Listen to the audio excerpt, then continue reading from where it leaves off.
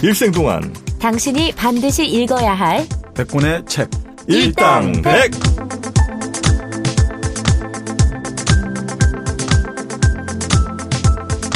일생 동안 당신이 반드시 읽어야 될 100권의 책 스페셜 에피소드 정민여의 영원한 이야기 첫 회 2부가 시작됐습니다. 네, 이창동 감독의 버닝. 저희가 지금 원작자는 하루키의 그 헛간을 태우다. 이게 이제 원작이고 네. 그 원작을 바탕으로 영화화한 버닝이라는 영화 저희가 소개를 좀 해드리고 있고요. 버닝 일단 극장에서는 다 내려갔죠, 그죠? 예, 거의 내려갔죠. 거의 내려간 것 같은데. 그러니까 우리 BEP가 예. 200에서 250만이어야 하는데. 그렇게 예, 지금 50만 들고. 근데 왜 이렇게 흥행을 못했지? 그러니까 되게 그쵸. 괜찮은 작품인데. 예, 흥행을 그렇게까지 못할 작품은 아닌 것 같은데. 감독의 네임밸류도 상당하고 어쨌든 이슈도 예. 있기는 있었고요. 칸이라는. 그 우리 정민현님 항상 하는 말씀처럼 운칠복삼. 운이 없었다. 네. 그리고 뭐 이거 뭐 메인 이슈는 아니었지만 그 스티븐 연이라는 그 배우가 그게 또 작용했을까요? 뭐 우길기 논란이 좀 있었잖아요. 예. 조금 약간 억울해 보이긴 하던데. 여튼 우리에게 있어서 또 굉장히 그 휘발성 있는 이슈였기 때문에 맞아. 네, 거기에 대해서 좀 논란이 있었던 것 같습니다. 자, 여튼 뭐 극장에서는 내렸기 때문에 저희가 스포를 하는 데 있어서도 좀 부담이 한결 없는 그런 영화 이창동 감독의 버닝. 자, 2부에서는 저희가 전하 정민현 님이나 우리 마도님이 궁금해하는 몇몇 정말 장면 그리고 이제 어떤 사인 큐들이 있어요. 그건 과연 무슨 의미인가 이것도 확인하는 시간이 좀 필요합니다. 제가 하나 좀 여쭤볼게요. 아프리카를 왜 선택한 거죠? 아프리카 청춘이다. 우리 청춘의 아픔을 아프리카로 치환한 건 아니냐. 이런 의혹을 저는. 아주 기발하십니다. 언어 유희네요, 그거는. 그래 이창동 감독이 놓치지 않았다는. 네. 아프리카 청춘이다. 그냥 넘어갈까요, 그냥? 그건 뭐 원작에서도 아프리카였으니까는 그냥 단순히 그냥 알았어요. 그렇게 따온 거 같고. 대남 방송은 뭐예요? 대남 방송이 자꾸 나오잖아요. 네. 그거는 그냥 그 우리 사회 극단에 서 있는 그 유아인의 현실을 그냥 보여주는 정도인가요? 아니면 뭐 또 다른 뭐 이념적인 뭐가 있는 겁니까? 저는 뭐 여기서 그런 생각이 듭니다. 예전에는 오히려 이념적인 대립이 우리 사회에서 가장 심했지 않습니까? 네. 좌우 이념 대립이 심했는데 네. 지금은 이념 대립보다 확실히 한 단계 더 심해진 게 빈부 격차잖아요. 네. 경제적 대립이지 않습니까? 네. 사실 경제적 대립을 보여주기 위해서 오히려 대남 방송도 같이 나온 거 아닌가. 왜요? 그러니까 우리가 지역적으로 또 남한과 북한의 어떤 경제적인 양극화도 심하죠. 그러니까 뭐 따지자면 이런 것들 여러 가지 복합적인 챙이로 지금 단순하게 종수나 해미나 벤의 어떤 차이라는 것들 이런 것들이 후암동 그리고 파주 반포동 요 공간들 한국 사회 내부 남한의 공간에만 치우친 게 아니라 사실 그게 이제 지금 분단 구조 속에서 이런 어떤 빈부 격차의 확대 재생산도 뭐 의미를 부여하자면 그러니까는 뭐 이거지. 대남 방송이 들리는 그 종수의 집에서 이렇게 같이 만났을 때도 저 소리는 그냥 시끄러운 소리일 뿐이고 사운드죠. 예, 문제는 사실 어떻게 보면 이제 남한 내부의 빈부격차, 오히려 뭐 남북 갈등보다는 예. 근데 사실은 지금 말씀드리면 아까 종수가 가장 좋아했던 소설가가 그 영화에서 윌리엄 포크너 나오지 않습니까? 네. 그 포크너가 소설에 반복된 주제가 남부 상류 사이의 어떤 태폐, 타락, 추악 이런 것들이 막 몰락하고 신흥 계급이 올라가고 이런 어떤 그 계급적인 것들도 상당히 많이 다뤘거든요. 그런데 재미있는 게 이 포크너는 사실 포크너하고 해밍웨이가 예전에 우리 해밍웨이 다룰 때도 그런 말씀 드렸는데 해밍웨이도 대학을 안 간 소설가지 않습니까? 네. 포크너도 대학을 졸업하지 않은 그러니까 미국 사회에서 대학을 다니지 않은 대표적인 작가 하면 해밍웨이하고 포크너거든요. 근데 해밍웨이는 로스트 제너레이션이라고 하잖아요. 네. 잃어버린 세대 가지고 그런 신이라든지 이런 것들을 아예 다 거부를 했는데 포크너는 그럼에도 불구하고 뭔가 예술의 힘이라든지 기독교의 구원이라든지 이런 것들을 끝까지 그 한 줄기 끈을 놓지 않은 사람이다. 이렇게 볼 수 있거든요. 그러니까 종수가 이 포크너를 좋아한다는 게 사실 그렇게 보면 또 여러 가지 각도에서 이런 걸 상징한다고 볼 수도 있죠. 네네네. 네. 그리고 셋이 사는 동네 네. 후암동, 파주, 그다음에 반포동이잖아요. 네. 반포동 살고 근데 싶다. 반포동이 반포동 같지가 않고 약간 설해마을 같았었는데. 네, 서울 방배동 설해마을 그 빌라촌 그쪽 같았는데. 실제 촬영도 설해마을에서 했다고 그러더라고요. 왜 반포동을 했지? 그래서 저도 약간 좀 이상하죠. 청담동도 있고. 그러니까 방배동을 발음을 잘못해서 반포동으로 들리게 했나 그런 생각도 들더라고요. 사실 어떻게 보면 청담동 같은데 하는 게 정확하게 얘기하면 가장 상징적으로 우리의 뭐 제일 이른바 돈 많은 사람, 돈 많은 젊은이들이 사는 동네니까. 아, 이렇게 볼 수도 있죠. 종수가 미행을 해야 되는데 그 1톤짜리 정말 고물 트럭이 청담동이나 아예 거기는 진입 자체가 안 되잖아요. 그래서 반포동에서는 그나마 옆에 순찰차가 지나가긴 하지만 그래도 그나마 내려가지고 지금 여기서 뭐 하냐라고 근무는 안 당하는 그 정도 때문에 반포동을 설정하지 않았을까. 억지로 보자면. 근데 여튼 뭐 그 셋이 사는 동네의 의미를 제가 이제 나름 추정을 해보건데 일단 파주는 뭐 파주 사는 분들께는 죄송합니다만. 아주 서울로부터 그러니까 메인스트림으로부터 떨어진. 그러니까 출퇴근은 가능하나 가장 먼 동네가 거긴 것 같아요. 그렇죠. 일산, 파주. 일산보다 더 먼 데가 파주니까 그런 것 같고 그다음에 저 후암동은 그 메인스트림이 사는 동네와 매우 가까이 있습니다만 그래도 이제 그 사대문 안쪽에서는 가장 좀 낙후된 저 개발된 그런 좀 동네. 그래서 우리 혜미는 늘 그런 사람들과 가까이 하고 싶지만 가까이 할 수 없는 위치에 있는 동네가 아마 후암동인 것 같고 대신 그 남산타워가 하루에 한 번씩 빛을 비춰주잖아요. 남산타워에 그것도 반사돼 가지고 그렇죠. 반사돼서 빛이 진짜 빛도 아닌 거죠. 그러니까 그렇죠. 혜미가 계속 뭔가 모조 인생을 살고 있다는 그 느낌하고 같은 거죠. 진짜 햇빛이 들어온 게 아니라 그것도 햇빛이 반사돼서 어쩌다 보면 들어오고. 그래서 혜미는 후암동에 살고 이제 뭐 반포동이 이제 뭐 잘 사는 동네 이렇게 이제 선정한 게 아닌가. 개인적으로 그렇게 해석하고 있습니다. 됐나요, 이거는? 탁월하십니다. 뭐야, 이 정민여의 저 영원한 이야기야. 아니. 정민여가 빨리 분발해. 아니 저는 계속 곱씹게 되더라고요. 이 영화를 보고 나서도 이거는 뭐 정답이 없는 거니까 다들 생각하기 나름이니까. 근데 저는 개인적으로 좀 궁금했던 게 이 하루키 책에서도 그렇고 영화에서도 그렇고 이 여자가 3초 만에 잠들어 버리잖아요. 아, 자꾸 잠드는 이유. 김현진처럼. 이게 좀 궁금해요. 왜 이렇게 금방 잠이 들 수 있으며 왜 시도 때도 없이 이렇게 금방 캐릭터로 잠을 잘 수 있는 건지. 저는 뭐 가장 무난한 해석을 하자면 이제 현실에 눈을 감고 싶으니까 이런 걸로 될 수도 있지 않나 이런 생각이 들었죠.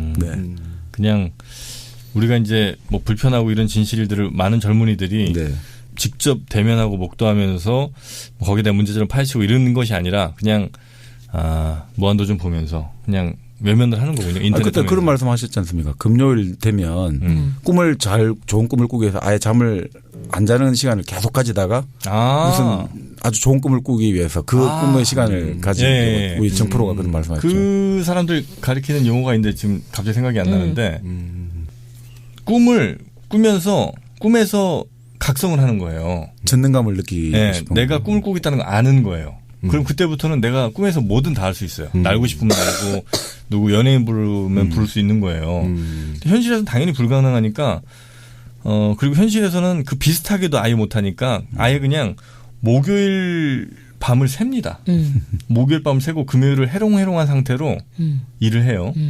그리고 금요일 밤에 잠이 들기 시작해서 토요일까지 계속 쭉 잠을 자요. 막 몇십 시간을. 그렇게 자면서 이제 꿈에서 오로지 그냥 나의 그냥 행복을 추구하는 거죠. 그런 애들이 있어요. 그거는 그럼 수련으로 가능한 거예요? 연습하면 된대요. 그래? 나 해보고 싶은데. 어떻게 하냐면 자기 전에 내가 어떤 꿈을 꾸고 싶은지를 막 적고 이제 처음에 단계에서는 자고 바로 일어나면 꿈이 기억나잖아요. 그렇죠. 루시드 드림인가 보다 그게. 자각몽 맞나? 뭐 그랬던 것 같은데. 그래서 이제 깬 다음에 계속 그걸 메모를 하면서 그 기억의 시간을 점점 늘려가는 거예요. 처음에는. 네네. 그렇게 하다가 어느 순간이 되면 내 꿈에서 내가 꿈을 꾸고 있다는 걸 알게 된대요. 그럼 이제 그때부터는 점점 하나 두 개씩 시도하다가 이제 꿈꾸기 전에 잠들기 전에 막 적어놓는 거예요. 이번 꿈에서는 뭘 해야 되겠다. 이렇게 하고 나면 그 꿈이 실제로 된다는 거죠. 그게 이제 나중에 정말 익숙해지면 그냥 딱 누우면 그때부터 막 저 비버리힐즈 가고 다 되는 거예요, 그냥. 그리고 막 저 좋아하는 여자나 남자 만나서 또. 응? 나 오늘부터 연습합니다.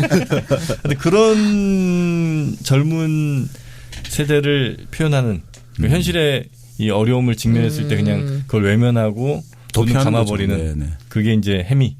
근데 그럴 수도 있고 제가 여기 보면 해미가 종수를 만나서 그 이야기를 하잖아요. 왜 종수를 기억하고 자기가 알아봤느냐 할 때. 네. 어릴 때 우물에 빠졌는데 그 우물에 빠져가지고 내가 어떻게 하냐 이게 죽는 건가 했는데 갑자기 그때 너 얼굴이 쑥 나타나가지고 나를 구해줬다. 그런데 이제 무라카미 하루키 소설의 이미지를 만약에 이창동 감독이 많이 차용한다면 그 우물이라는 거는 무라카미 하루키 소설 특히 태엽 감는새 이런 거 보면 그 다른 세계로 가려면 일단 한번 죽어야 되잖아요. 네. 다른 세계로 가는 그 어떤 입구 통로 같은 거거든요. 그런데 태엽 감는새에서 주인공이 소련과 몽골군 병사에 의해 가지고 우물에 떨어뜨려지는데 마침 그 우물 밑바닥에 모래가 있어가지고 살았고 거기서 이제 구해지고 이런 건데 여기도 보면 해미가 결국 그러면 우물에 한번 떨어져서 결국 어떻게 보면 죽은 존재란 말이죠. 죽은 존재가 종수를 통해서 다시 나왔단 말이죠. 그러니까 저 세상 갔다가 다시 이 세상 오는 지금 여기 이 세상을 살아가는 사람은 사실은 생신도 아니고 귀신도 아니고 아주 묘한 존재로 지금 해미는 존재하고 있다. 일종의 유령으로 존재하고 있다라고 볼 수도 있다는 거죠. 해미의 존재. 그래서 해미가 연기처럼 사라지고 해미의 어떤 것들이 아주 묘하게 나오잖아요. 고양이가 분명히 있었던 것 같기도 하고 없었던 것 같기도 하고 상상의 존재 같기도 하고 해미는 그 귤이라는 것들 이런 팬터마임 하는 이유가 뭘까? 뭐 없는 거를 잊어버리라. 있는 거를 뭐 없는 걸 있다고 생각하지만 이게 결국 그리고 사람들을 이 해미의 존재라는 것들이 사실은 보면 또 여러 사람들을 불편하게 만들잖아요. 결과적으로 유령이라는 것들의 느낌까지 준다 이거죠. 이미 어릴 때 우물에 빠졌다가 나오고 지금 이 사람은 자기 가장 가까운 가족들도 불편해하고 가족들한테 내침을 당했단 말이에요. 유령은 죽은 사람이 본래 쫓겨나는 거잖아요. 집에서. 유령이 돌아오면 안 되니까. 그러니까 지금 해미라는 존재가 결국 가족에서 쫓겨난 존재 그리고 사회적으로도 지금 우리 사회에서 뭐 아프리카 갔고 나중에 연기점 사라져 이런 거 다 종합해 보면 해미는 마치 유령과 같이 이 사회를 배회하는 그런 결과적으로 그런 거 아닌가 이런 느낌까지 들더라고요. 말 나온 김에 그럼 그 우물은 그렇다 치고 남산타워는 뭡니까? 남산타워는 네. 이제 잘 사는 사람들을 상징할 수도 있겠지만 네. 종수가 그걸 보면서 이제 자위를 한단 말이에요. 네. 그러니까 뭐 부에 대한 욕망, 뭐 계층 욕망 이거를 또 본인의 개인적 욕망과 섞어 놓은 거 아닌가 싶기도 하고. 근데 저는 연영과 나온 정민현님입니다. 네. 이게 뭐 막 계층 간의 갈등 뭐 이런 말씀도 많이 해주셨는데 제가 느끼기에는 딱히 해미도 그렇고 종수도 그렇고 그런 상류층에 막 편입되고 싶어하는 욕망이 그렇게 크게 보이지는 않았거든요. 영화상에서는. 물론 그들의 삶을 대조적으로 보여주기 위해서 장면들은 여러 차례 보여줬지만 함께 있는 장면들은 딱히 막 그 모습을 동경한다든지 그런 느낌은 전혀 못 받았거든요. 그래서 저는 동경은 아닌 것 같고. 저도 비슷한 느낌이 있었어요. 뭐냐면 예전에 그 이창동 감독의 그 초록물고기를 보면 거기에 한석규 씨는 조직 보스의 눈에 들기 위해서 어마어마한 노력을 해요. 막 본인의 그 손가락까지 아마 스스로 부러뜨리면서. 네, 보여줘야 되니까. 네. 네. 그러면서 하여튼 그 메인스트림으로 들어가려고 엄청난 노력을 뼈를 깎게 하는데 종수는 별달리 그런 노력을 하는 것 같지는 않아요. 그런 욕망이 있는 것 같지도 않고 별로.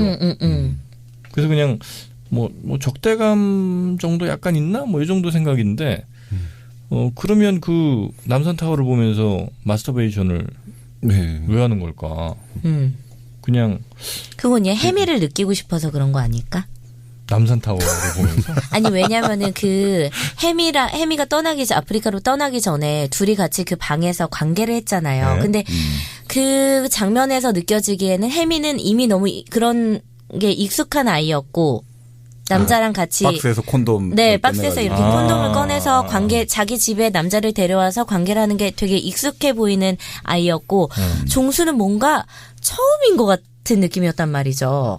여자랑 관계하는 게 처음인 남자 같은 느낌을 받아서 그때 그 첫 느낌의 그런 황홀감과 어떤 그런 좀 여러 가지 그런 감정들이 있잖아요. 남자들의 첫 순간을 잊지 못하는 그런 의미에서 그 집과 남산타워가 작용을 하지 않았을까요? 거기서 자위도 하게 되고. 아니 그러니까 저는 그렇게 말씀하시니까 네. 결국 그렇게 봤거든요.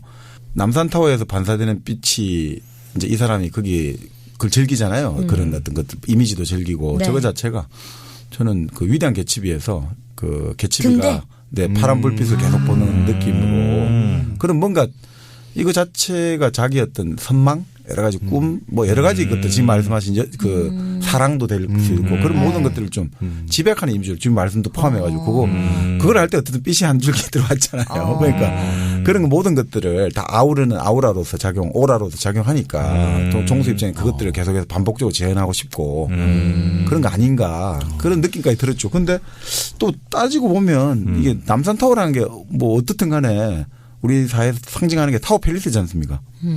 그러니까 타워 팰리스가 상징되는 것들. 네네. 그러니까 그런 느낌들 있잖아요. 가장 남성적인 것의 상징이거든요. 타워라는 예, 탑이라는 것들. 그렇게 그래서 뾰족하잖아요. 뾰족하면 못 써. 끝이 좀 뭉뚱해야 돼요. 그럼 못 써. 남산타워 같이 생기면 안 돼. 만나지도 마. 제이롯데월드는 사우론 같이 생기네. 결국 인간에게 특히나 역사에서 지금까지 보면 남자들의 최종적 욕망은 바벨탑 같은 거잖아요. 저 하늘 끝까지 닿고 싶다. 우리 마칠루라고 하지 않습니까? 네네네. 마칠루 뜻이 마가 연마한다는 뜻이잖아요. 하늘을 쓰다듬는 거예요. 하늘을 긁는. 네, 긁는 거. 그냥 스카이 스크레이프 하듯이. 예. 네. 그러니까 하늘을 가가지고 우리 하늘하고 논다는 뜻이잖아요.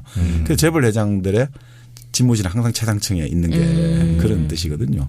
그러니까 사실은 뭐 그런 거 자체를 바라본다는 건 또 다양한 의미에서는 그 갈 수 없는 어떤 것들에 대한 거리감들도 될 수 있을 거고 선망도 될 수 있을 거고 어떻든 그 탑이 가지는 느낌이 뭐 저는 좀 구원에 좀 초점을 두고 싶은데 근데 그 구원도 가짜 구원 아닌가라는 생각이 좀 드는 거죠. 반사된 빛. 네네네. 네, 그런 생각이 들었습니다. 해미에게는 어떤 그 상류의 삶이 남산타워였고 종수에게는 해미가 남산타워였던 거예요.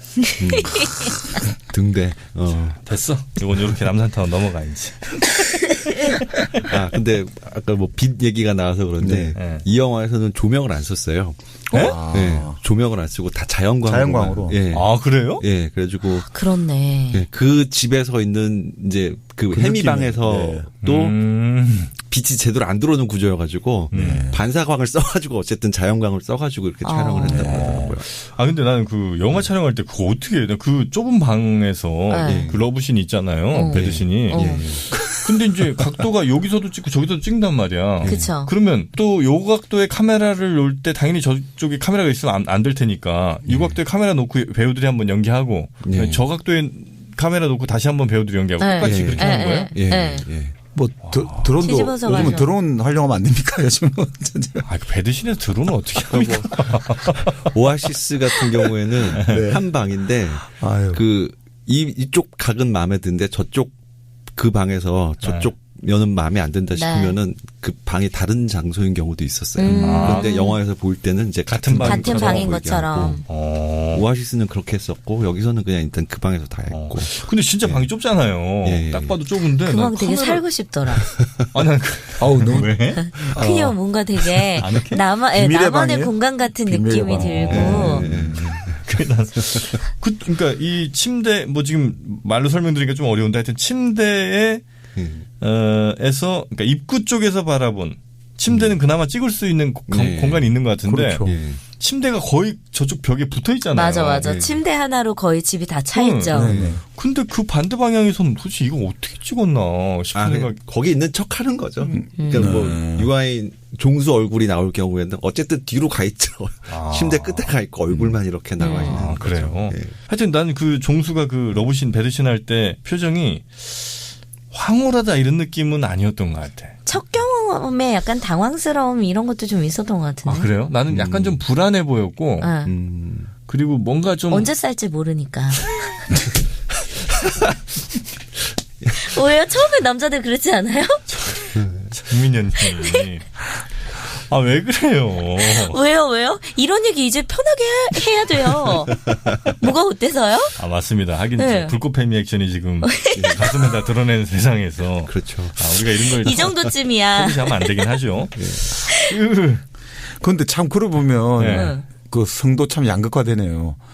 그 종수 같은 경우는 그러니까 지금 말한 어릴 때 여자친구 만나가지고 지금 우리 정민희님 말에 따르면 아무래도 경험이 참 없어 보이는데 그 이후에도 기본적으로 본인이 스스로 해결해야 되는데 배는 보면 수시로 여자가 바뀌고 여자친구도 많고 얼마든지 여성을 마음만 먹으면 그렇죠. 그런 거 보고 있으면 참 이게 또 아이러니하네요. 아, 이 성의 양극화만큼 우리가 반드시 해결해야 됩니다. 누구나 다 자유롭게 할 수 있는 세상이 좀 와야 돼요. 그렇죠. 미국에 그래서 그때 한번 우리 서부 영화에서 네. 성비가 400대 1 뭐 이런 식으로 나가지고 얼마나 많은 미국 총각들이 고혼이 됐나 그 총각으로. 네. 그런데 지구상의 모든 동물의 수컷의 90% 이상이 네. 한 번도 암컷 경험을 못하고 죽는다고. 아, 그래요? 아, 10%만 그럼 하는 거예요? 사람은 훨씬 낫네요. 네. 그래. 그래서 사람이 만물의 영양이네요.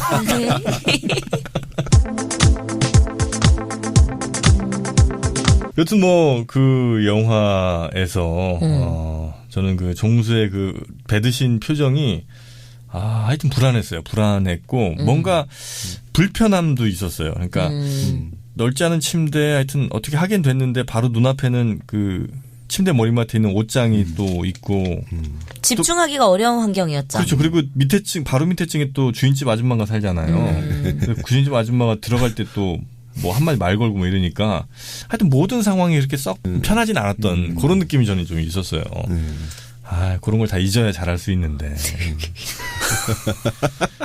불안하면 안 됩니다. 아니, 그 김애란 소설 중에 네. 이런 대목이 있더라고요.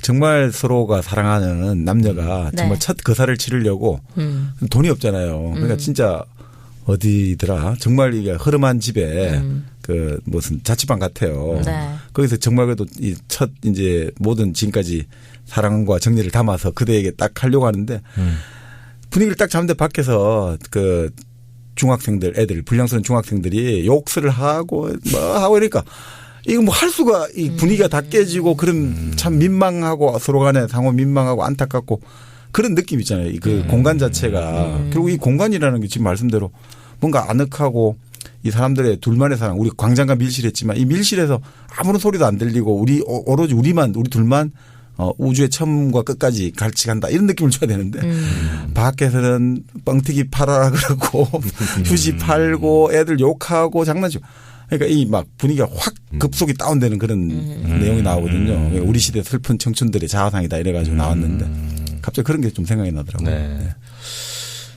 우리 정박님 얘기 중엔 조금 약했던 것 같고요. 저는 근데 또 개인적으로 궁금했던 게 그 벤이 새로운 여자친구를 만들잖아요. 네. 이제 혜미가 사라지고 나서 새로운 여자가 또 벤한테 등장하잖아요.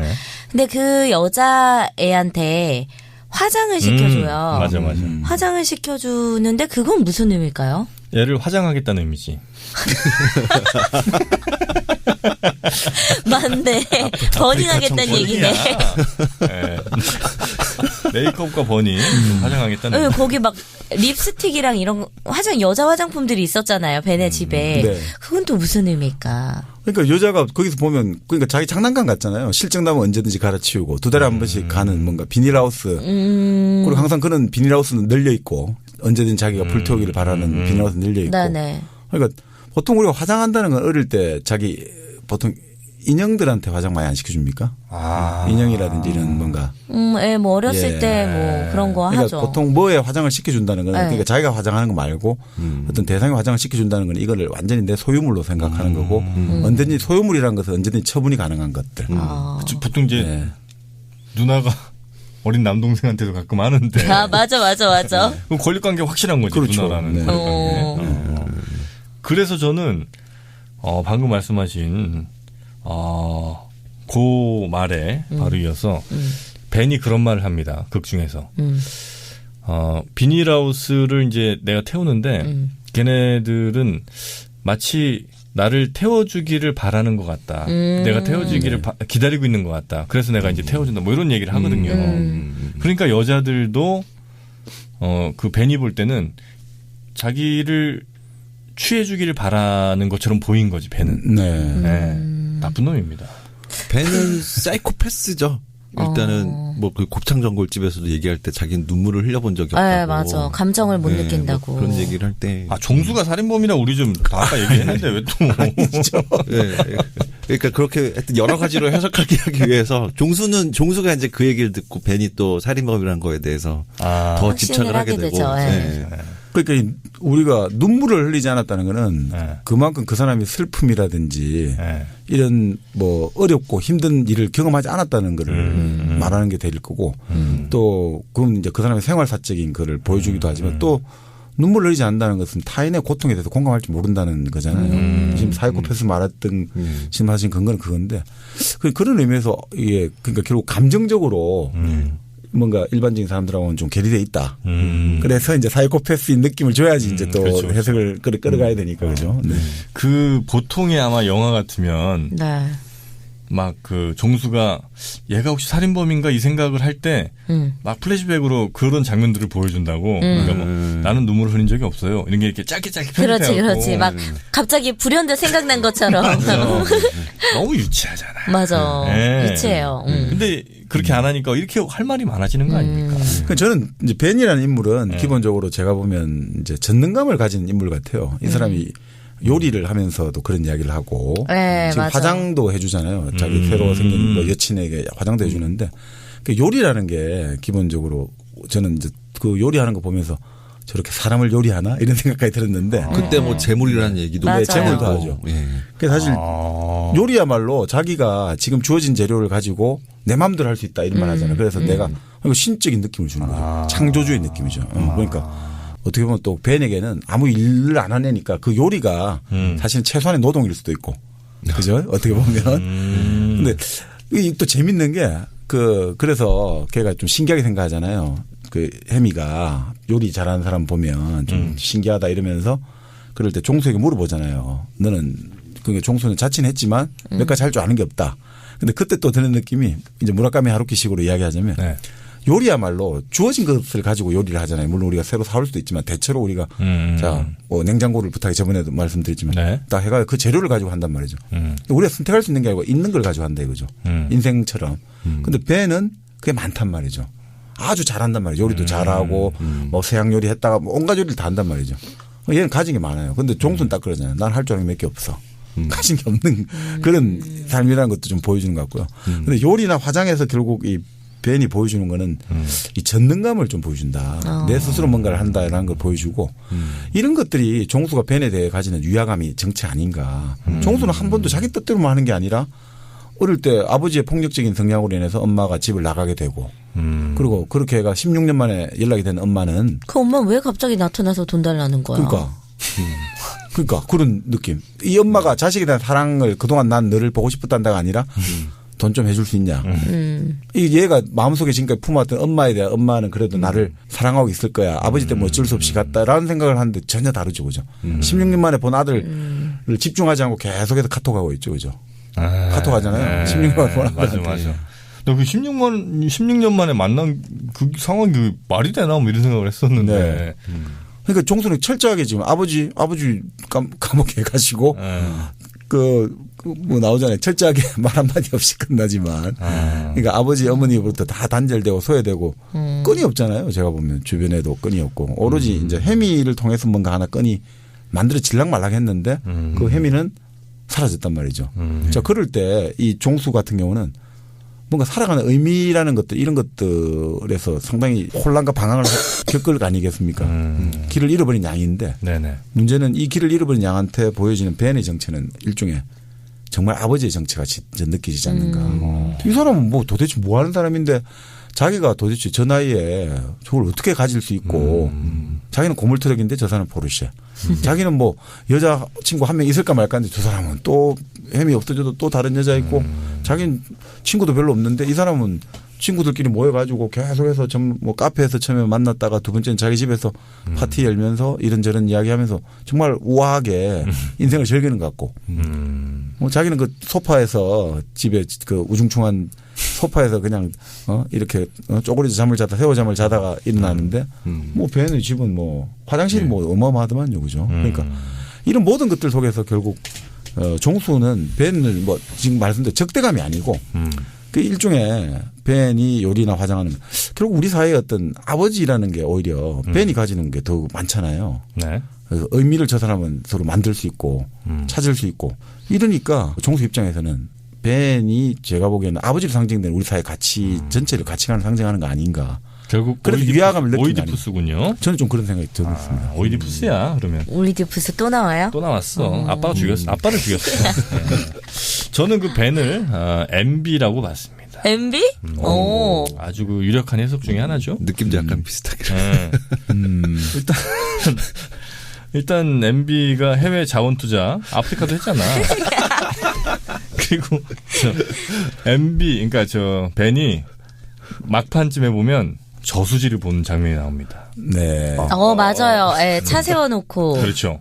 그 저수지에 있죠 영화. 예. 네. 비자금의 저수지. 예. 거기 또 나왔잖아. 그리고 MB는 땅 보러 간 거 아닐까요? 그리고 벤이 가족들이랑 밥 먹을 때 그 미술관 같은 데 밥 먹잖아요. 네. 그 배경 그림에 그 용산 참사 그림이 있어요. 이게 MB 때 일이야. 그죠? 네. 그리고 그 고양이가 벤의 집에서 발견되잖아. 네. 고양이가 종수에게는 유일한 희망이었던 거예요. 왜냐하면 고양이를 찾아야 내가 사랑했던 해미 이제 존재도 다시 한번 확인되는 거고. 그리고 내 말이 거짓임이 아님을 알려면 고양이가 있어야 되는데 고양이가 없어졌잖아. 그게 희망이었는데 그 희망이 벤의 집에 있었던 거예요. 우리도 모르게 우리 희망을 가져간 거야. 판도라의 상자네. MB가 했다는 겁니다. 그리고 벤은 또 포르쉐 타고 다니고 그 MB 아들이 왜 포르쉐 타지 않았었어 옛날에? 그건 저는 잘 모르겠어요. 이건 뭐 확실한 건 아니니까. 여튼 그래서 도저히 서민들이 다가갈 수 없도록 희망을 끊어놓은 뭐 이런 이미지를 우리 벤에게 우리 이창동 감독이 투여한 게 아닌가. 아유 그래도 단 해석입니다. 설득력 있습니다. 그럴 듯 정도가 아니죠. 네. 거의 뭐 팩트라고 봅니다. 결국은 그게 결국 그 벤이 그런 이야기 하잖아요. 소설에도 그래 나오는데 네. 자기는 판단을 하지 않는다. 맞아. 자기는 이 세계 자연의 도덕은 그런 비가 내릴 때 비가 판단하나? 비가 그러니까 다 떠내려가는 거지. 비가 뭐 그런 거 하냐 그러면서 동시 존재라는 말을 뭐 쓰잖아요. 그 동시 존재는 사실 신이잖아요. 두루 다 여기도 있고 저기도 있는 거는 동시 존재하는 건 신밖에 돼 있습니까? 우리가. 그러니까 저는 그래서 이제 벤이 상징하는 여러 가지 이런 것들의 가치가 지금 MB로 추구되고 신으로 추구되고 우리 사회의 어떤 기성 가치 전체를 다 딱 아우르고 있다. 이렇게 본다는 거죠. 그 MB 아들도 그 마약 혐의 있었잖아요. 그렇죠. 그러니까 좀 빨았죠. 마리화나 이거 나왔잖아요. 여기서는 혐의는 있었죠, 아무튼. 여기도 대마초가 나오죠. 나오죠. 그리고 MB가 국밥 막 말아 먹잖아요. 네. 거기서 이제 파스타를 먹는 거지. 대신 국밥 하기는 조금 안 맞아. 반포동 그 빌라에서 국밥 말아 먹을 수는 없잖아. 벤이 거기서 국밥 어떻게 하냐, 순대국밥을. 그러니까 이제 그건 못 하겠고 그냥 파스타로 이렇게 시원하게 말아 드셨다. 이런 느낌을 주고 막판에 이제 화형식을 한 게 아닌가. 화형식요? 네. 그거는 뭡니까? 그러니까 결국 핵심은. MB의 최후인가요? 그러니까 이제 우리 국민들의 분노를 그렇게 이제 시원하게 해소를 해주신 거지. 근데 왜 종수는 근데 물론 뭐 옷에 피가 묻었으니까 불태우는 건 좋은데 그럼 여벌의 옷이라도 준비하고 옷을 입지도 않고 왜 다 벌려놓고 모든 거를 다 누드 상태로 가죠? 그건 이제 마케팅이라고 봅니다. 컷이 두 컷이 있었대요. 네. 옷 안 벗고 그냥 가는 거하고 이번 그다음 테이크는 옷 다 벗고 가가지고 두 테이크를 해서 굉장히 추운 날이었죠, 그죠? 네, 겨울철. 근데 이제 옷 벗고 가는 걸로 이제 선택을 한 거. 옷을 왜 벗었을까? 그러니까 너로 인해 더러워진 모든 것을 그냥 다 같이 너와 함께 불태우겠다 이런 느낌이었어요. 뭐 기독교의 세례가 본래 세례 요한은 물로 세례를 줬지만 예수 그리스도가 올 때는 불로 세례를 주리라 이렇게 나오잖아요. 아 그래요? 네. 그러니까 불로 태우리라 이거잖아요. 세례를 준다는데 그러니까 불이라는 게 사실은 종교적으로 보면 항상 뭔가 정화하는 기능이 있잖아요. 깨끗하게 모든 제약을 소멸시키고 그리고 불을 통해서 결국은 불은 계속 이어지잖아요. 네네네. 그러니까 그런 뭐 어떤 상징이 되는데 보통은 불이라는 것들은 정화와 영속의 이미지가 되는데 새 사람으로 태어나겠다는 거 아니에요? 살인자로 태어나는 거예요? 언제 그러면? 아니 그러니까 소설가로 태어나는 거죠. 살인을 한 소설가로. 그러니까 어떤 해석은 그 해석도 있어요. 영화 끝부분에 종수가 이렇게 쓰잖아요. 쓰면서 이렇게 영화 끝나는 것처럼 했는데 그다음에 다시 이제 그 장면이 나오잖아요. 그 이제 벤을 만나서 죽이는 장면이 나오는데 그 장면이 혹시 이제 종수의 소설 이야기 아니냐. 그런 설도 있긴 있더라고요. 그 장면이 이제 혹시 안 보신 분들 위해서 그 혜민의 방. 네. 그죠? 혜민의 그 옥탑방에 가서 뭐 이렇게 컴퓨터로 이렇게 탁탁탁 하면서 밖에서 보면서 이제 줌아웃으로 쫙 빠지고 거의 영화 끝나는 것 느낌으로 이렇게 싹 빠지는데. 그래서 타닥탁탁탁 이게 이제 약간 성적인 의미도 있겠군요. 탁탁. 정민여의 이런 이해력은 정말 탁월합니다. 탁월하다, 탁월해. 근데 뭐 사실 이 맨몸이 된다는 거는 뭐 저는 이제 사회적으로 보면 적빈이라는 말을 쓰잖아요. 뻘거숭이 완전히 적빈 상태다. 아무것도 헐벗은 이제 그 가난한 사람 할 때 적빈자다 이런 말을 쓰는데 뭐 그런 의미도 될 수도 있지 않나 생각도 좀 들고요. 근데 그게 결국은 뭐 우리가 인과적으로 볼 때는 아까 말씀대로 이제 제일 첫 장면에 시장통의 어떤 그 음향 그리고 마지막 장면은 분노. 뭐 이걸로 수미상관하게 딱 연결해 가지고 결국 삶이라는 것은 이렇게 의미 없는 데서 시작해 가지고 결국은 또 이 분노로 결국은 종결된다. 아니면 또 그게 이제 결국 순환된다. 이런 것도 될 수 뭐 그런 장치도 안 된다. 이런 식으로 처음과 끝을 이렇게 구성한 게 결국 뭐 감독이 만약 생각할 때 내가 바라보는 지금 한국 사회의 삶이라는 건 이런 것이다. 라고 볼 수도 있지 않나 이런 생각이 좀 듭니다. 근데 궁금한 게 이제 소설에서는 이게 마지막 장면이 영화랑 다르잖아요. 소설은 그냥 뭐 헛간이 이렇게 찾아다니다가 너 불태웠냐 물어봤는데 내가 태웠다 하고서 그냥 끝나잖아요. 근데 영화는 복수를 하잖아요. 가서 찔러 죽이고 하잖아요. 이게 또 어떻게 다른 건지도 궁금하더라고요. 소설을 안 봐서 제가 그 부분은 얘기하기 좀. 소설에서는 그렇게 끝나는군요. 그렇죠. 소설에서는 안 죽여요. 그 남자를. 주인공이. 그 소설에서는 이제 주인공이 아예 소설가고 여기 종수처럼 소설가 지망생이 아니고 또 소설가고 나름 뭐 경제력도 그죠. 그렇게 보면 아주 크게 없는 사람이군요. 그렇게 나오고 그 나이가 좀 많아요. 그러니까 좀 다르게 나오는데 근데 여기서는 이제 아주 좀 대립적인 느낌을 주는 거죠. 그러니까 그 여기서는 종수 쪽을 캐릭터를 줄거리는 이제 그 헛간을 태우다 해서 가져왔는데 종수 쪽 캐릭터는 그 헛간방화 아까 그 작가 윌리엄 포크너. 그 포크너 주인공의 캐릭터를 가지고 왔더라고요. 그래서 그 뭐 아버지가 재판받고 이런 것들도 그 얘기에 반버닝에서 보면 나오더라고요. 그래서 그걸 그렇게 좀 차용한 거 아닌가 싶긴 하더라고요. 그 소설은 또 약간 좀 계급 대립을 좀 다뤘고. 네, 그렇죠. 남부의 어떤. 하여튼 뭐 이 영화는 근래 본 영화 중에 참 저 재밌게 봤는데 이 영화 얘기를 하는 분들이 다 같이 공통적으로 하는 얘기 중에 하나가 그 노을 장면 있잖아요. 네. 그 노을이 지는 그 시간과 영화 상영 시간이 거의 실시간이랑 비슷한 것 같은 느낌. 그 장면 촬영하는데 한 달 걸렸다고 합니다. 아, 그래요? 한 달 동안 촬영했어요. 한 달 동안 그러면 혜미는 옷을 벗고. 그러니까 연습은 한 번 했었대요. 그 장면. 몸선이 예쁘더라. 그러니까 얘기하는 장면들 앉아서 얘기하고 이런 장면들이 어쨌든 조명을 안 썼으니까는 그 시간대가 골든아워라고 그래가지고 되게 짧은데 화면으로 찍히면 굉장히 이쁘게 나오는 타이밍이어서 골든아워. 조명을 쓰지. 조명 쓰면 안 되나 왜? 그렇게 안 가기로 약속하고 찍었대요. 그 홍경표 감독님이 촬영 감독님이었는데 자연광으로 영화를 찍으려는 게 영화 감독님들의 꿈이라고 그래요? 인위적인 요소를 빼고 옛날 드라마에서 황인래 PD가 주로 자연광 쓰고 이렇게 촬영을 많이 하긴 했었는데 옛날에 그 스웨덴인가요? 그 엘비라 마디간 연출한 감독 같은 경우가 이제 완전히 자연광 위주로. 그것만. 자, 영국영화과 전공 빨리 엘비라. 뭐 그런 건 몰라. 난 자연광이 예뻐. 하여튼 그래서 그 그 그 노을신에서 이제 혜미가 춤추다가 그레이트 헝거 춤을 추다가 근데 진짜 몸선이 예뻐요. 맨 처음에 그 가슴이 좀 작았는데. 그러니까 배드신에서는 작았는데 나중에 좀 커졌어. 왜냐면 배드신은 누워 있으니까. 그러니까 저는 그 수술을 하지 않았구나라고 그냥 수술 안 한 가슴이던데요. 그래서 그래서 하여튼 그 장면에서 막판에 이제 새를 손 모양으로 하잖아요. 날아가는 새. 그 새는 뭐 그냥 1차적으로 해석하자면 그냥 자유를 갈망하는 혜미의 뭐 이런 정도? 새가 상징하는 거는 저승의 전령사죠. 아, 새가요? 네. 왜냐하면 우리가 항상 새라는 게 사라졌다 다시 돌아오잖아요. 그러니까 저 먼 세계로 갔다가 다시 돌아오니까 새는 죽음과 이승과 저승을 잇는 어떤 전령사다. 이렇게 볼 수 있죠. 아, 새를 그렇게 봅니까? 네, 그렇게 봅니다. 그래서 여러 개 해석이 되나?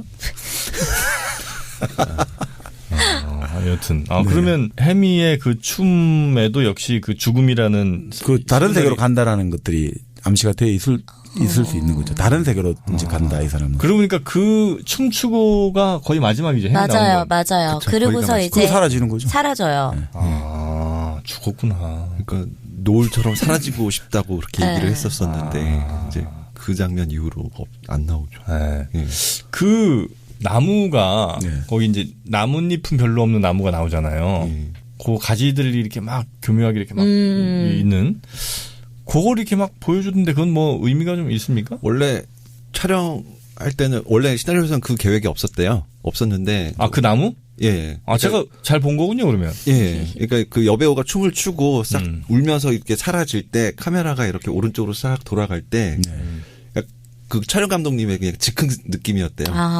저렇게 가면 너무 좋겠다 싶어가지고 돌아갔었고 마침 감독님도 저렇게 갔으면 좋겠다고 생각하고 있었다고 그러더라고요. 나랑 거의 같은. 어떻게 감독으로 좀 데뷔 좀 하시겠습니까? 같은 느낌이었구나.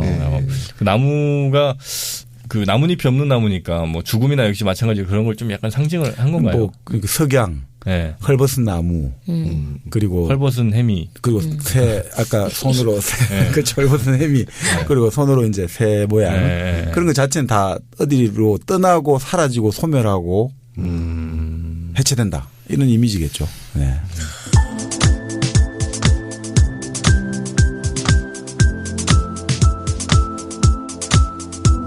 저는 이제 대충 궁금한 건 다 해결이 됐어요. 어떻게 우리 정민여님 궁금한 게 없어요. 정민여의 영원한 이야기라고 내가 2번 얘기했죠. 마지막 하나만 더 제가 여쭤볼게요. 그 엄마가 이제 우물이 있다는 팩트 확인을 해주잖아요. 근데 희한한 건 그 혜민의 엄마는 우물이 없었다고 얘기하는데 종순의 엄마는 우물이 있었다고 얘기를 한단 말이죠.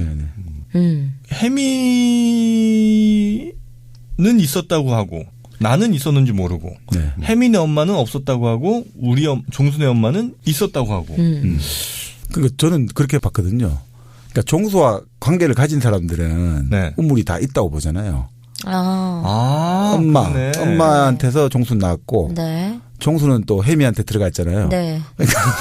어쨌든 아니 뭐 저런 표현을 저렇게 아무렇지도 않게 엄청 잘했어. 들어갔대. 그러니까 우물이라는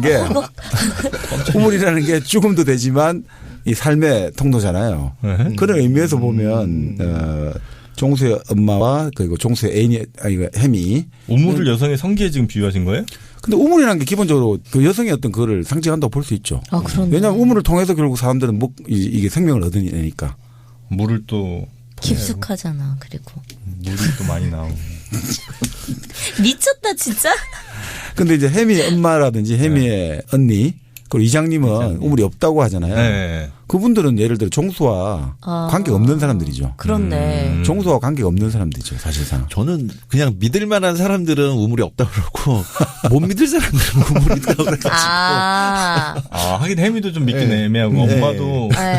그리고 그 엄마도 그 질문을 했을 때 별로 막 중요하지 않다는 듯이 막 생각을 되짚어서 우물이 있었어 이렇게 얘기한 게 아니고 그냥 막 딴짓하다가 있었어 막 대충 대답하는 듯한 느낌. 근데 종수 입장에서는 이 우물의 존재를 확인받아야 되거든요. 굉장히 이게 햄이 그렇죠. 자기하고 이게 중요한 연결고리. 그러니까 자기도 누군가의 구원자가 된다는 경험을 가지는 게 내 존재를 강화시켜 주는 거잖아요. 내가 살아가야 될 이유를 사실 사람은 살아가야 될 이유를 가지는데. 그래서 그렇게 우물의 존재에 집착했구나. 그리고 사회적 관계 속에서 결국은 인정을 받지 않습니까? 그러니까 결국 그렇게 따지면 내가 누군가의 그 삶을 보호해주고 지켜주고 구원해줬다라는 느낌을 가지는 것도 그럼 우리가 보통 그렇지 않습니까? 이게 사회에 살아간다는 건 결국 내 존재를 확인받고 그렇게 해야지 내가 배려를 받을 수 있고 내가 누군가를 배려해줘야지 나도 누군가에게 배려받을 수 있다고 생각하기 때문에 끊임없이 매달리는 거 아닌가. 그러니까 비닐 불탄 거 계속 쫓아다니는 이유도 그 불탄 비닐이 안 생기게 계속 쫓아다니는 이유도 결국 뭐 사람도 되겠고 그죠. 네네. 뭔가 내가 지켜야 된다 지금. 뭔가를 지금 이게 만약 뭐가 불타면 마찬가지로 혜미가 사라지는 거와 똑같으니까 이 사람이 아침마다 밤마다 눈에 불을 켜고 이게 진짜 정말 불탄 비닐이 있는지 없는지 점검을 하는 거 아니냐. 네네. 미친 사람처럼.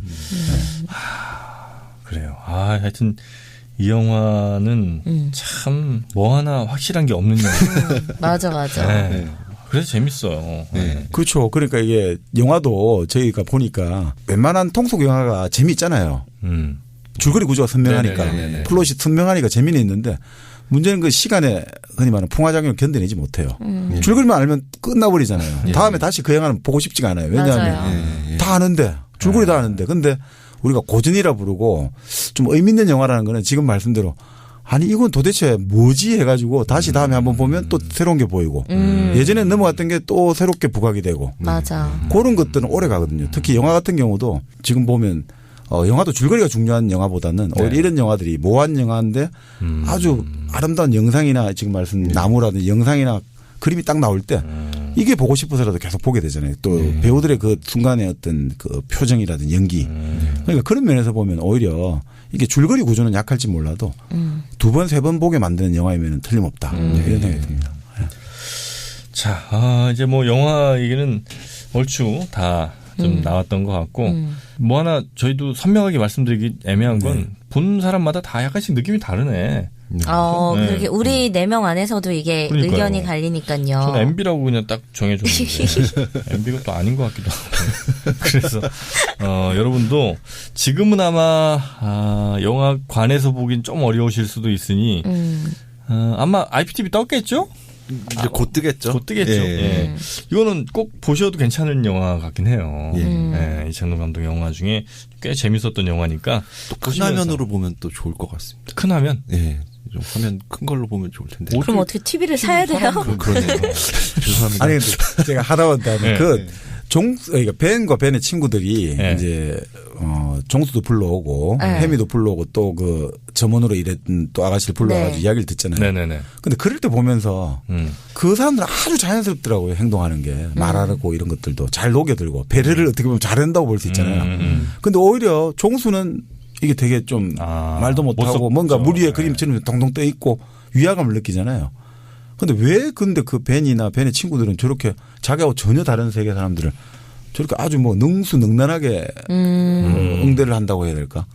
이런 게 참 또 저도 좀 신기하게 그 장면도 맞아요. 인상 깊었어요. 되게 대꾸를 잘 해주고 그렇다고 뭐 같이 박수 치주고 하잖아요. 우리가 흔히 생각할 땐 막 놀리고 막 무시하고 이럴 것 같은데 그렇지도 않아. 근데 그게 좀 무관심해 보이는 느낌이었는데 겉으로만 막 이렇게 기계적으로 리액션은 해주지만 실제로 얘기는 듣고 있지 않는 듯한 느낌. 그 벤이 항상 하품을 하잖아요. 아무리 이야기라도 걔는 관심 없어 하품하잖아요. 자기가 가장 자기 여친인데 여친의 어떤 인간적인 이야기를 진지한 이야기를 하는데 나는 정말 그레이트 헌거를 찾게 되고 이렇게 하는데 그러니까 드는 느낌이 그 예전에 우리 광장 최인훈 소설 광장에서 그 주인공 이명준이 그 남쪽에 있을 때 아주 부자들의 파티에 간단 말이죠. 그 파티에 가서 이제 친구들 만날 때 그런 대목이 나오거든요. 정말 이 사람들 좋다 이거죠. 자기한테 다가와서 친절하게 대해주고 인사하고. 근데 문제는 그래도 자기가 좀 마음을 열고 좀 진지한 얘기를 하려고 하면 이 사람들은 딱 질색을 한다는 거죠. 그런 이야기 듣기 싫어. 그러니까 이 사람들의 삶이 제가 보면 정말 흔히 이 영화에서 볼 때 느낀 게 광장도 그렇지만 흔히 말하는 부르자들의 네. 후예들이죠. 이 사람들은 자기가 돈 번 것도 아니니까. 네. 이 사람들은 정말 그럴듯하게 정말 연출은 잘하는데 행위는 잘하는데 매너가 있는 것 같기도 하고 하는데 에티켓도 있는 것 같은데 근본적으로는 정말 비상적이다. 인간관계라는 게. 한 번 보면 끝이고 그러니까 뭐 오늘은 뭔가 또 다른 이야기 한번 들어봐. 한번 잘해보네. 뭐 박수는 좀 쳐주고 액션하고 다음엔 아무렇지도 않은 거야. 안 봐도 그만이고 관심도 없고 그런 뭔가 피상적이고 참 허망하다 이런 느낌들이 좀 들더라고요. 그러니까. 근데 그렇게 자연스럽게 느껴지는 건 뭘까? 근데 그 사람들 왜 이렇게 자연스럽게 사람을 상대할까? 이런 거는 결국은 보통 지금 종수나 우리 혜미 같은 경우는 일용할 양식이 없잖아요, 사실은. 네. 매일매일 진짜 힘들고 그 알바를 해야 되고 이런 사람들인데 이 사람들은 평생을 먹을 수 있는 평생용 음식들이 넘치고 차고 넘치는 사람들이잖아요. 그 친구들로 나온 사람들은. 그러니 거기에 대해서 먹고 사는 문제에 대해 고민을 안 하기 때문에 기본적인 어떤 이런 에너지가 어느 정도 쓸 수가 있다 이거죠. 사람들이 먹고 사는 문제에 집중하면 얼마나 가파라집니까? 강팍해지고 서로 이제 아주 이게 뭐 당장 먹고 사는 게 걸려 있으면 아주 서로 이건 내 건 절대 뺏길 수 없다. 이렇게 대결 구도가 되고 아주 첨예해지는데 평생 먹을 음식을 갖고 있고 평생 노는 게 일이고 일이 노는 거다라는 사람들의 세계에서는 뭐가 필요가 있겠습니까? 그러니까 오히려 그렇게 유하게 적어도는 그래서 자연스러운 행동이 나오지 않나 이런 생각이 들기도 하더라고요. 기본 욕구가 이미 해결된 사람들이잖아요. 그렇죠. 만약에 매슬로우 5단계 욕구설로 보면은 기본 욕구는 해결이 됐고 그 위에 이제 뭐 자아 실현이든 좀 더 차원 높은 거를 실현해야 되는데 그게 되니까는 이제 해결해야 되는데 그건 또 다른 문제잖아요. 그 사람들한테는. 네. 그러니까 이 사람들은 자아 실현을 그러니까 내가 자아 실현을 할 필요가 없잖아요. 그런 이유를 잘 못 느끼면 자 그럼 아프리카 가가지고 자아 실현하러 떠난 너의 이야기를 한번 들어보마. 그래서 남이 자아 실현한 걸 남 대리로 내가 스스로 나도 한번 느껴보는 정도.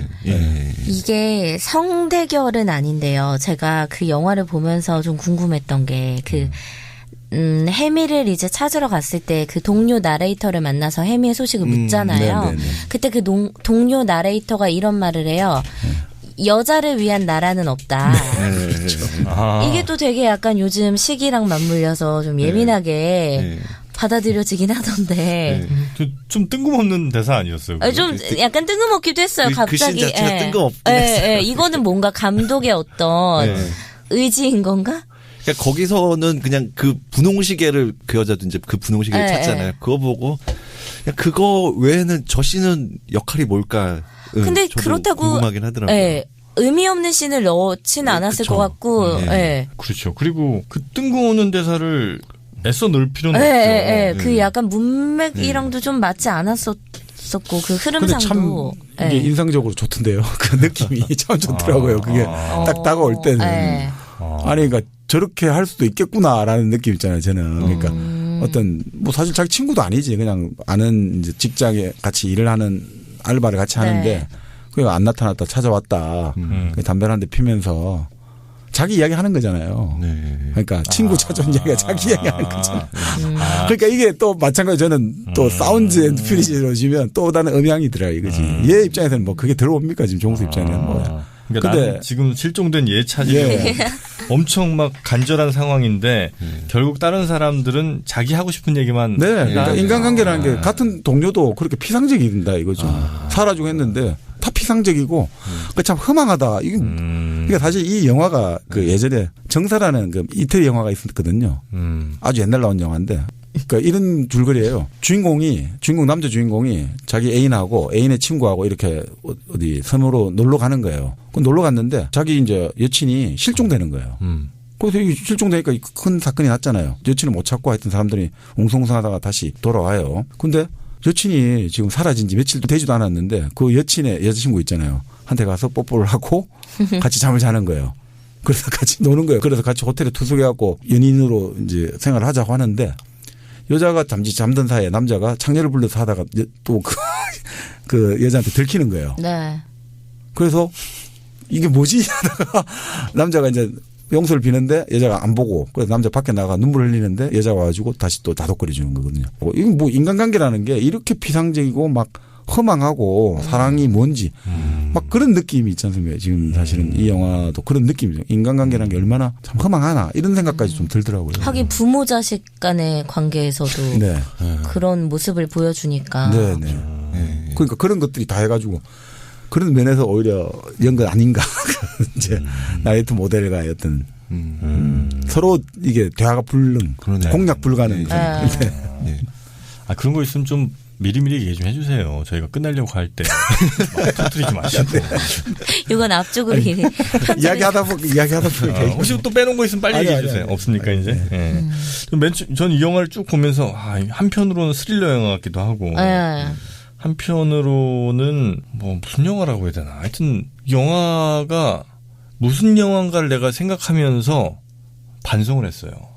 자꾸 어떤 그 영화의 틀에 내가 자꾸 갇혀 있구나. 껴넣으려고 하는구나. 이건 액션이고 이건 뭐 스릴러, 공포, 코미디 이런 자꾸 장르로 자꾸 넣으려고 하는 나 자신을 반성을 했다는 겁니다. 얼마나 큰 성찰이 있었던 계기인지 몰라요. 저는 개인적으로 담배를 되게 피우고 싶더라고요. 그러니까 뭔가 태우고 싶다는 그 욕구가 생기더라고요. 막 불을 지르면 당연히 안 되겠지만 뭔가 성냥을 라이터도 아니고 성냥을 이렇게 탁 해가지고 뭔가를 막 태우고 싶거나 아니면 내가 정말 담배를 시거 같은 거를 막 진하게 펴보고 싶다거나 좀 그런 욕구가 있더라고요. 지금 그 말하니까 갑자기 그 생각나는데요. 일본에 아쿠다가와라는 소설가가 있는데 아쿠다가 류노스케 라쇼몽의 원작을 쓴 사람인데 그 사람이 그런 이야기거든요. 인생은 성냥하고 같다. 그러니까 성냥을 너무 중시하면 그것도 웃기지만 성냥을 너무 경시하면 그건 인생을 다 태워버린다는 거죠. 인생은 성냥갑 주머니 속의 성냥갑과 같다. 이 성냥갑이 아무것도 아니라고 무시하다가는 자기 몸을 불태울 수도 있고 또 이걸 너무 애지중지하다가는 아무것도 할 수 없고 그런 이야기를 하는데 그 태운다는 것들. 태우는 거에 대한 본능이 좀 있는 것 같아요. 내가 보니까. 그런가? 네, 왜냐하면 어렸을 때도 뭘 이렇게 타고 있는 걸 보면 한참을 봐요. 뭐 그렇게 재밌는 것도 없잖아요. 불구경을 제일 좋아하죠. 사람들은 또. 사람들이 불구경 좋아하잖아. 꼭 목욕탕에서만 불나서 좋은 게 아니라 그냥 불난 거 자체를 보는 게 뭐가 있어요. 그래서 사람을 이렇게 막 좀 약간 뜨겁게 혹은 감성적으로 만든다고 그래야 되나? 그러니까 이게 저 캠프파이어 같은 거 하잖아요. 네, 맞아요. 그럼 그거만 그냥 가만히 둘러서 보고만 있어도 뭔가 이렇게 막 내 몸 안에서 막 끌어오르는. 그리고 그때 저 부모님께 보내는 편지. 맞아. 엄마 생각나고 막.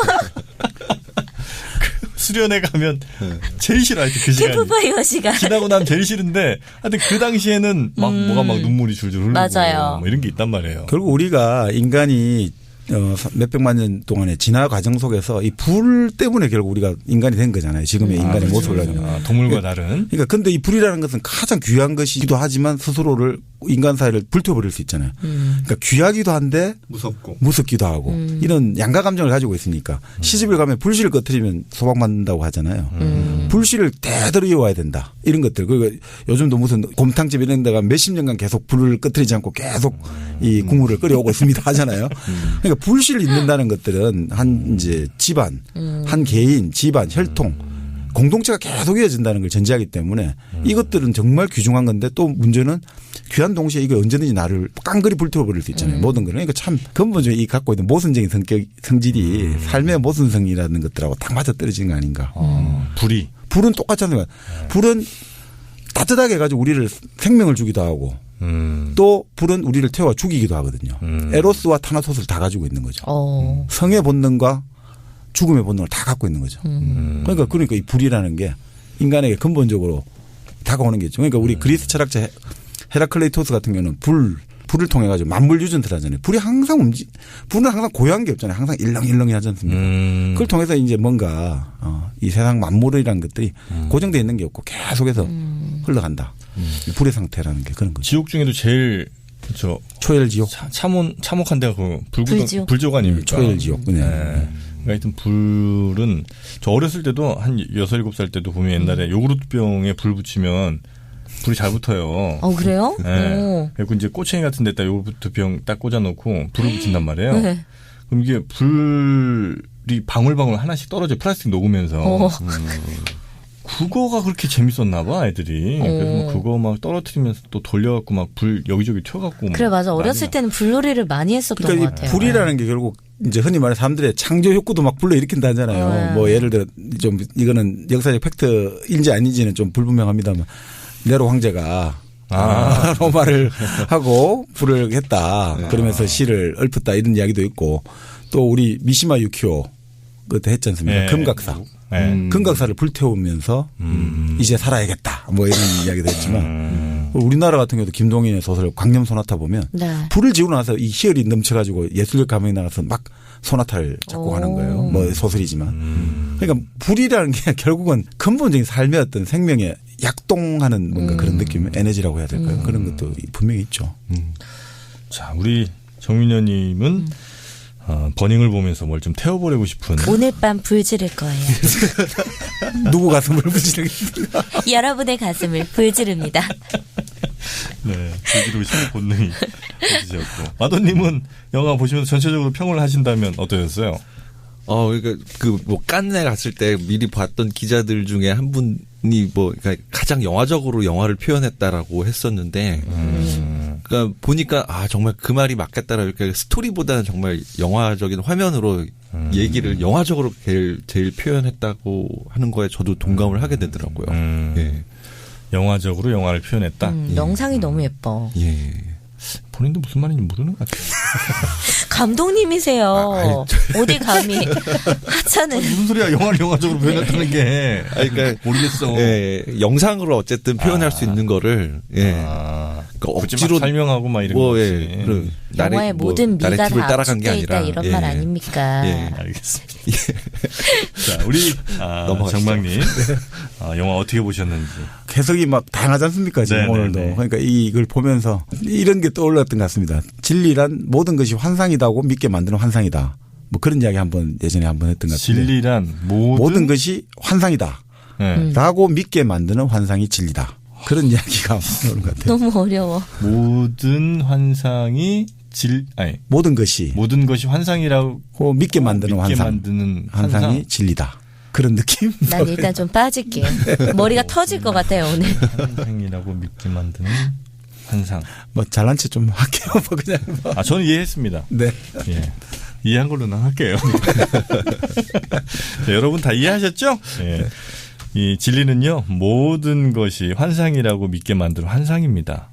그거 모르시겠어요? 몇 번을 얘기를 합니까 저희가 이번 주에는 특별하게 버닝이란 영화 다 같이 좀 재밌게 보고 나서 여러분과 함께 했으면 좋겠다는 생각에 코너를 하나 만들어서 정민여의 영원한 이야기, 원작이 있는 영화 이야기를 해봤는데 오늘 하루로 끝 하자. 근데 앞으로도 종종 이렇게 좀 영화 재밌는 거 있으면 우리 같이 보고서 또 얘기 나눠보는 시간 괜찮은 것 같습니다. 네.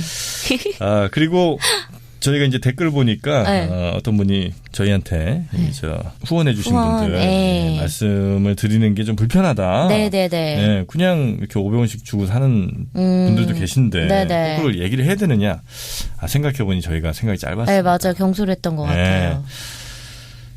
너무 감사한 마음에 저희가 좀 앞섰습니다.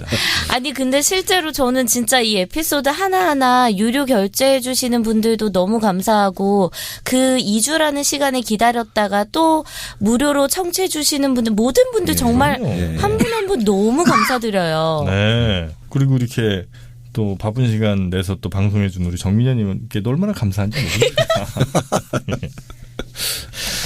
자, 하여튼 저희의 진이가 혹시라도 조금 불편하게 받아들이셨다면 다시 한번 사과 말씀드리면서 저는 이제 다음 시간에 또 재밌는 책으로 돌아와야겠죠? 네. 다음 시간에 책이 준비가 됐습니까? 뭐 우리 동화의 세계, 동심의 세계로 한번 빠져드시죠. 동심의 세계로 빠져듭니까? 근데 이 동심의 세계가 아주 잔혹동화지 않습니까? 한번 그런 것들.